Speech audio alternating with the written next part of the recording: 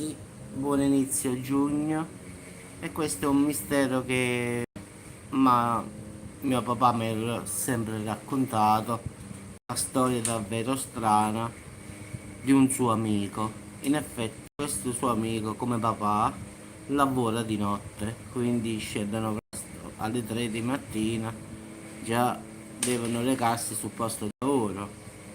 E questo amico di papà una mattina, come tutte le mattine, andava a lavorare, quando improvvisamente vide una ragazza che camminava a piedi sul, diciamo, centro di Salerno e che cercava l'autostop. Il signore, siccome mancava ancora un'ora per andare a firmare, cioè per prendere il camion, perché papà lavora, diciamo, col camion, quello dell'immondizia, quindi il signore le disse tranquillamente: non preoccuparti, ti do un passaggio, io ti porto a casa. E doveva arrivare a Pastena, che più o meno sono 2 chilometri, quindi è vicino. E camminando nella macchina parlano: abito qui, cosa fai? Un po', diciamo, parlano un po' di tutto. Poi arrivato, diciamo, a destinazione, la ragazza scende, lo saluta, lo ringrazia e se ne va via. Gli fa vedere che lì abita lei, dice: sì, sto qui, in questo portone. Eh sì, sì, vabbè, ciao, ma figurati, non è stato, dovevo andare a lavorare, figurati, cosa mi costava darti un passaggio fino a qua. La ragazza se ne va, questo arriva sul posto di lavoro. Ciao, le news.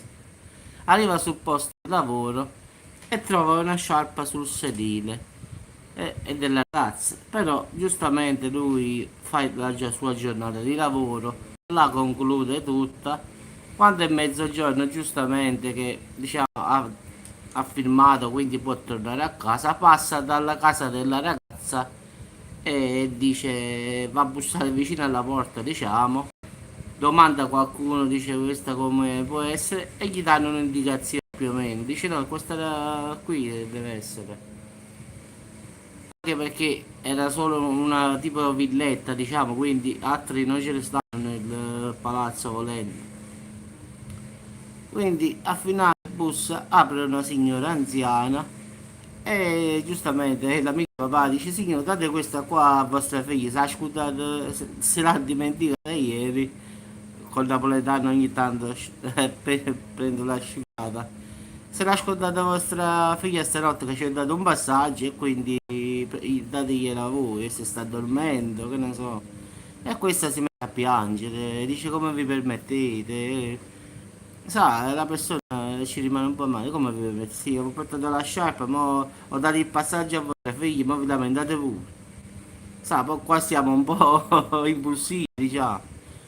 E così esce, esce diciamo, il figlio, il fratello del ragazzo e dice: come vi permettete? Quella nostra è morta da quasi un anno.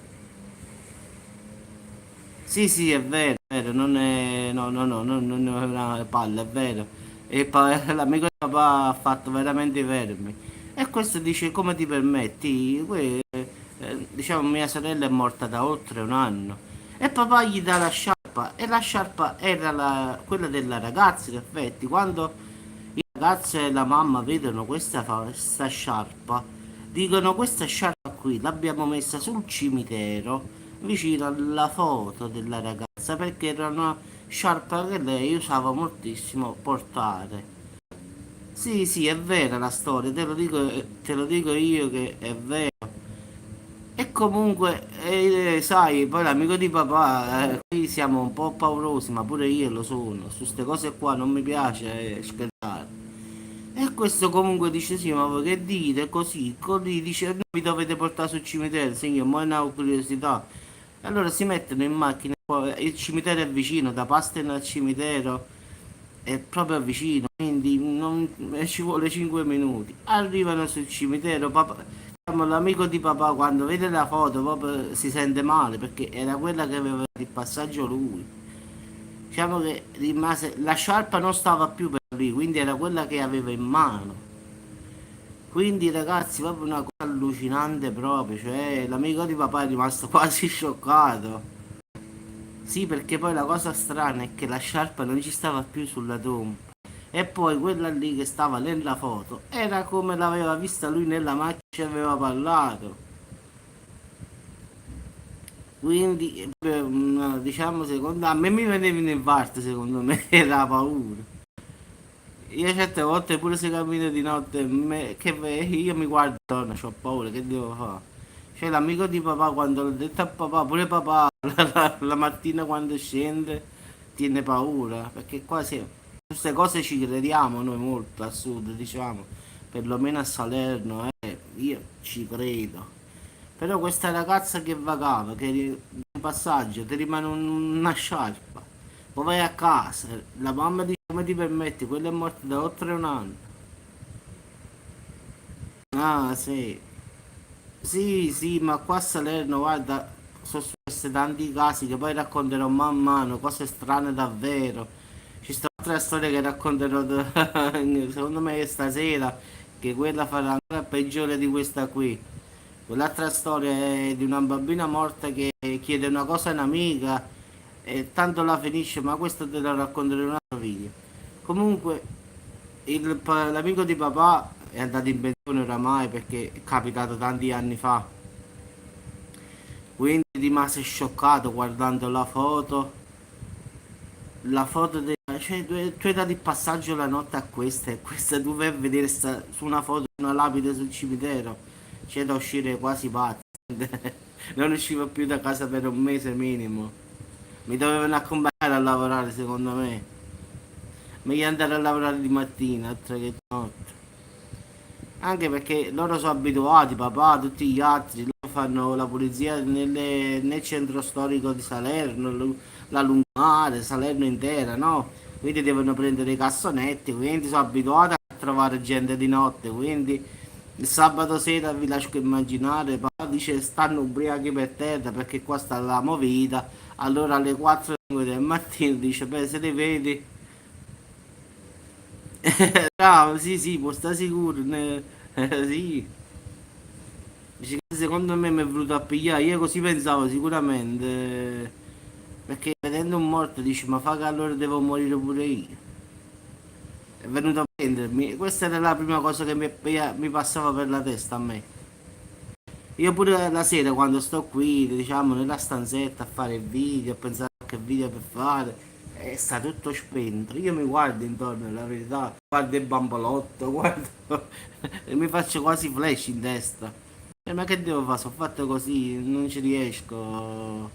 Oppure a volte capita come se qualcosa è passato, devo andare a controllare. Io guardate, la notte ragazzi, ho la fissa, la mania. Una luce in casa ci sta sempre, sempre accesa. No, ma tu sai, è vera la storia, non mi torna proprio niente. Mi è venuta in mente questa storia, ho detto, siccome voglio fare faccio dei video un po' diversi, mi è venuta in mente questa storia, ho detto, perché non raccontarla allora questa storia, visto e considerato. Ho detto la racconto, la so, ne so, secondo me ne 5-6, quindi perché non dire? Sono cose reali, sono cose autentiche, quindi non è nulla di male. Poi sono cose strane pure, a parte questo. Quindi ragazzi, un buongiorno, facciamo un bel caffè, che già quello ne ho fatto uno, ma me ne faccio un altro perché questo tipo caffeinomane. No, Medusa, guarda, io ho sempre creduto nel paranormale, ci credo perfettamente, perché anche a me tante volte sono accadute cose che, ma ti giuro, no, cose strane.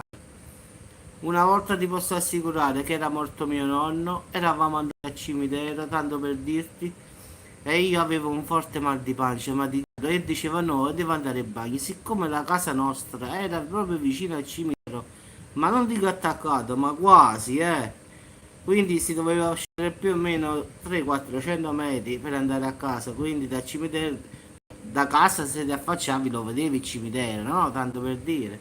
E però ci sta un gradone, diciamo, di scalini alto, quindi... E ti giuro che la nonna disse, vabbè, io rimango qua a mettere ancora i fiori, tu va a casa e vai a bagno. Ti giuro, io sono inciampato sui primi scalini, diciamo, di questo lungo, non dico Secondo me sarà stato una 100 metri di scalini. Io mi sono ritrovato davanti al cancello. Non lo so come ci sono arrivato, la verità, non mi so dare una spiegazione. Non so quante volte l'ho detto a nonno, mia zia, mamma, non mi hanno mai creduto. Io ho pensato la verità che è stata l'anima di mio nonno che era morto che mi ha sollevato e mi ha portato davanti al cancello del cimitero.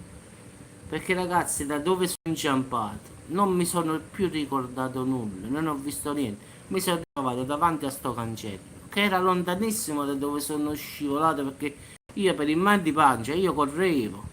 Quindi corri, corri, tutti questi scalini.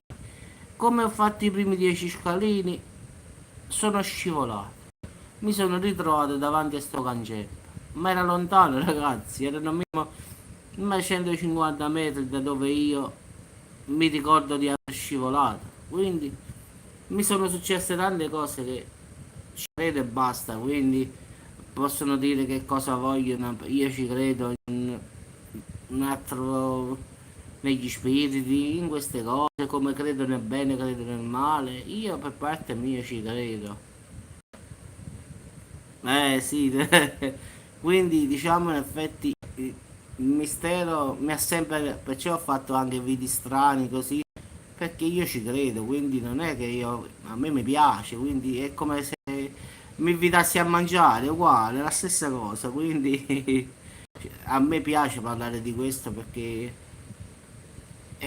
non so, sono attratto, è la cosa più forte di me, a parte che devo capire perché, se è successo, ma perché. Cioè, devo darmi una spiegazione che poi puntualmente, ragazzi, non arriva perché queste cose qua, ma come fai a spiegartele? Come è fatta della ragazza, no? Io ho parlato con questo signore perché ero curioso di parlare con questo per farmi fare sto fatto. Perché papà mi disse, ma detto dal signore era diverso. Sì, sì, non ho paura, però non è che sono pauroso, no, però se devo affrontarlo vado a affrontare, capisci? Cioè, tengo quella cosa di bloccarmi, però poi la devo affrontare, capisci? Questo è il problema. Quindi adesso spirito che sia, io lo devo vedere. Quindi mi butto, poi che succede succede. Mia nonna sempre mi ha detto, ma è morta sono 20 anni, dice mettiti a paura di vive, non di morto, cioè mettiti paura di vive, ma non di morto. Quindi il detto antico, come penso che in tutti i vostri paesi, non è una cosa solo di Salerno qui, è un detto che secondo me è mondiale. Sì, sì, ma è normale, tutte le nonne dicevano, ah no, ma io tengo a paura. Faceva la nonna, mettete a paura di vivo, ma non di muore. Quindi diciamo, era sempre stato così. Però purtroppo quello che non riusciamo a capire ci fa paura, questo è il problema, ragazzi. Una cosa che non è ragionevole, che non... sì, poi vai a portare la sciarpa e quello ti dice ma come ti permetti? Questo è morto da un anno. Io vorrei immaginare chiunque di noi, no? A sentire queste parole. Un morto nel sonno, allora è meglio che non lo abbracci. Ma pure io certe volte mi sogno mia nonna, vado da mia mamma e dico ma ho sognato la nonna così così, che significa? Pure siamo superstiziosi ragazzi qua. E mia mamma dice no, non significa niente, no, e ma giusto, la nonna nel sogno rideva. Allora qua cerchiamo di interpretare un po' la situazione. Allora siamo, non è che siamo fanatici, ci crediamo, quella è la cosa. Quindi è la paura pure, eh. Però dice, ma per la nonna nel sogno mi ha sorriso, mi ha detto così così, che vuole dire? Cioè come se ci fosse un mondo. Sì, tu un vivo, tu scendi, lo affronti, ma bravo, ma uno che non esiste, che è un fantasma, tu come lo affronti? Questo è il problema. Perciò la nonna diceva, però la nonna diceva, mettiti a paura di vivo, ma non di morto. Il vivo ti può far male, il morto no, dice. Il morto ti può far paura, ti vuole dire qualche cosa che forse non ti ha detto in vita, oppure vuole che tu lo aiuti a fare una determinata cosa. Possono essere tante cose, diceva la nonna, che anche la nonna ci credeva a queste cose perché mi ha fatto tanti fatti che poi man mano racconterò a pezzi di video. Quindi la nonna mi raccontava cose assurde che diceva no ma Fernindi perché mi fa mettere a paura perché facevi il cattivo, allora diceva tu lo fai apposta per farmi mettere paura. E poi anche diciamo la mamma mi diceva no è vero, non è una storia, è strana ma è vera. Eh, quindi ragazzi vi auguro un buon sabato, un buon weekend, non mangiate troppo, anche se cari è il ragù, quindi qui volere volare domani è il ragù, parmigiani di Mulignano, braciolo, carne nel pomodoro, quindi diciamo oggi manteniamoci leggeri, ci conserviamo un po' di posto per domani. Quindi ragazzi vi saluto, mi vado a fare un bel caffettino come dico io, poi scendo, vado al supermercato e vediamo oggi che ci dobbiamo mangiare. Sì, sì, questa è una storia che è rimasta impressa, a Salerno ne parlano ancora, sono passati, mo ti dico io, secondo me 7-8 anni e se ne parla ancora. E secondo me se ne parlerà fra pure altri 20 anni.